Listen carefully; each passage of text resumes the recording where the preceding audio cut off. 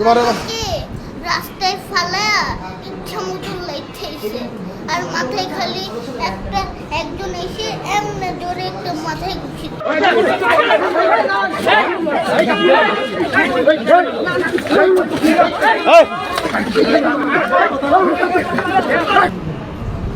আপনাদের মারছে কি?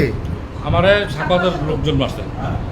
সাকাত বলছে সাকাতের উপরে এই ডাঙ্গু শহর কোনো লোক নাই গা, আমি করে আসতে পারবো না, আমাকে 1 মিনিটের সময় দিচ্ছে, 1 মিনিটের মধ্যে করে না দিলে উনি ওনার গুন্ডা বাহিনী দিয়ে আমাকে মেরে ফেলবে। আমার সন্তানরা মারছে, আমাকে মারছে, আমার ওয়াইফের জামা কাপড় ছিঁড়ে ফেলছে, ছেলেটা হানি করছে, চুলের মুঠি ধরে রাখছে, আমার ছেলেটা বক্সার ওকেও মারছে। এই যে আপনার যে নাকে যে দাগ, এগুলো কি সাকত ভাইয়ের লোকজন ওনার লোকজনই মারছে, ওনার গুন্ডা বাহিনী আছে, উনি নারায়ণগঞ্জের একমাত্র লোক।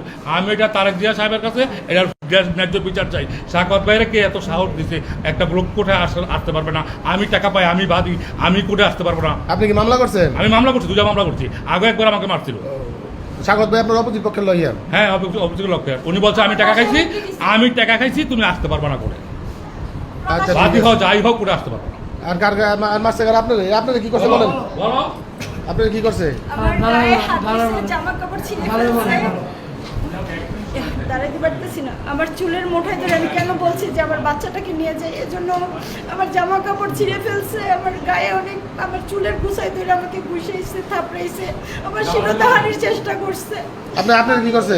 আমি গেছি আমার বাবাকে বাঁচাতে, যে কি আঙ্কেল বলেন, আমি সেটা Bangladesh international boxer, professional Bangladesh south Asian champion.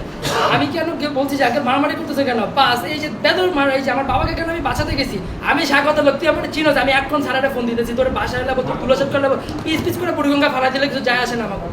প্রকাশ্যে এই কাজটা করছে প্রশাসনিক লোকেরা। মারছে তোমার রাস্তায় ফালায়া ইচ্ছা মতো লাইতেছে আর মাথায় খালি একজন এসে এমন জোরে একটা মাথায় ঘুষি দিছে।